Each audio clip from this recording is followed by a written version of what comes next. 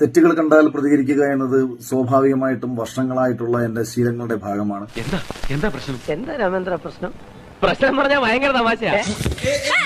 കയ്യാങ്കളി വേണ്ട, കയ്യാങ്കളി വേണ്ട. ഒരടിക്ക് കോളുണ്ടെന്നല്ലേ കേളപ്പെട്ട അശരീരി കേട്ടോ. ഗ്രഹണി ആസ്മയൊക്കെ ഉള്ള പിള്ളേര് പതിവായിരിക്കുന്നതിലും 10 അടി തള്ളിയിരുന്നോണം. പൊട്ടിപ്പാറുന്ന അടിയാ നടക്കാൻ പോകുന്നത്. നിവിൻ എന്ന് പറയുന്ന മത്സരാർത്ഥിയെ ഞാൻ തുടക്കത്തിൽ തന്നെ ശ്രദ്ധിച്ചിട്ടുള്ളതാണ്. സ്വാർത്ഥനാണ്, സ്വന്തം കാര്യം മാത്രം നോക്കി ജീവിക്കുന്ന ഒരുവനാണ്. അതങ്ങനെ വിടാൻ പറ്റുമോ ബ്രദർ?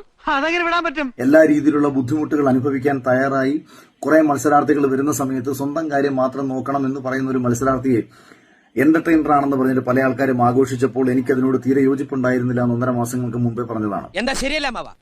ശരിയല്ലെന്ന് എടോ, ശരിയല്ലെങ്കിൽ ശരിയെന്ന് പറയണോ? പിന്നെന്താ പ്രശ്നം? ആക്ടിങ്, അതെ ആക്ടിങ് ഇത് കണ്ടിട്ട് എന്നെ ഫിസിക്കൽ അസോൾട്ട് കാണിച്ചിട്ടാണെന്നുണ്ടെങ്കിൽ വേണ്ട കേട്ടോ. നീ തീർന്നടാ, നീ തീർന്നു. ഇത്ര അഹങ്കാരം പാടില്ലടാ. അതെന്തൊരു മനുഷ്യനാ ടീച്ചറെ? ഇങ്ങനെയുണ്ട് ആണുങ്ങള്?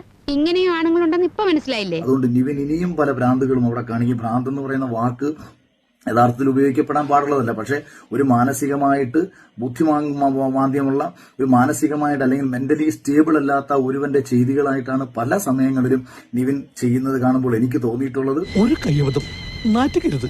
പ്രഭാകരേട്ടന് വീട്ടില് വിലയില്ലെങ്കിലും നാട്ടില് പുല്ല് വിലയാ. ഷാനവാസ്കല്ല ഇങ്ങനെ കൈ ഷിവർ ചെയ്ത് അവിടെ കിടക്കുമ്പോ ഇവര് പറയണേ ഇവർ മൂന്നാളും ഡ്രാമയാണ്, ഓവർ ആക്ട് ആണെന്ന്. ആര് പറഞ്ഞു? എപ്പ പറഞ്ഞു?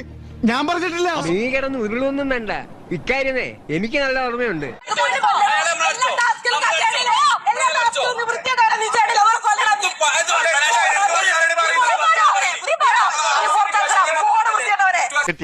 മുതലും പലിശ ചേർത്ത് കിട്ടി. എടാ മുന്നും പിന്നും നോക്കാതെ ചാടി പുറപ്പെട്ട ഇങ്ങനെ ഇരിക്കും. നീ അപ്പൊ അങ്ങനെ ചെയ്തത് നന്നായി. ഇല്ലെങ്കിൽ ഈ കേസിൽ ഞാൻ ഒറ്റപ്പെട്ടു പോയനെ.